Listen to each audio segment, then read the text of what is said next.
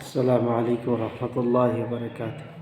عن أبي هريرة رضي الله تعالى عنه قال قال رسول الله صلى الله عليه وسلم ما من رجل تعلم كلمة أو كلمتين أو ثلاثا أو أربعا أو خمسا مما فرض الله عز وجل فيتعلمهن ويعلمهن إلا دخل الجنة.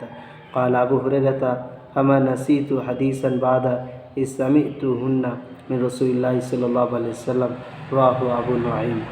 হযরত আবু হুরায়রা রাদিয়াল্লাহু তাআলা আনহু বর্ণনা করছেন যে রাসূল পাক সাল্লাল্লাহু আলাইহি ওয়াসাল্লাম বলেছেন, যে ব্যক্তি আল্লাহ তাআলা ফারায়েজের মধ্যে থেকে একটা কথা বা দুটো কথা বা তিনটে কথা বা চারটে কথা বা পাঁচটা কথা শেখে এবং দ্বিতীয় মানুষকে শেখায়, ও জান্নাতে অবশ্যই প্রবেশ করবে।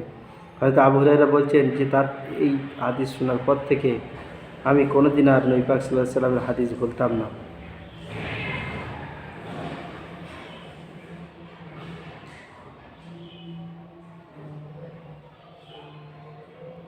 وعنه أن النبي صلى الله عليه وسلم قال أفضل الصدقات أن يتعلم المرء مسلم علما ثم يعلم أخاه مسلم রাহু ইবনে মাজাহ। হযরত আবু হুরায়রা থেকে বর্ণনা আরেকটা হাদিস যে নবী পাক সাল্লাল্লাহু আলাইহি ওয়াসাল্লাম বলেছেন যে মুসলমান কোনো দিনের কথা শিখে আরেকটা ভাই শেখাবে, এটা সবথেকে উত্তম সাদকা। হযরত আবু হুরায়রা থেকে দুটো হাদিস আমরা শুনলাম। নাম্বার 1 হাদিস যে রাসূল পাক সাল্লাল্লাহু আলাইহি ওয়াসাল্লাম বলেছেন যে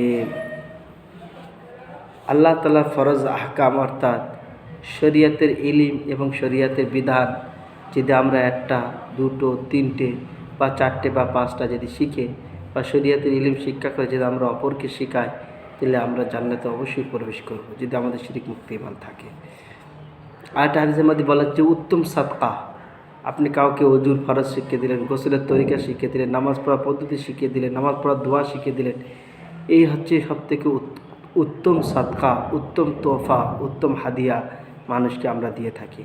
তো আল্লাহ তাআলা আমাদের সকলকে শরীয়তের ইলম শিক্ষা করে এবং অপরকে শেখানোর তৌফিক দান করুন, বলেন আল্লাহুম্মা আমিন।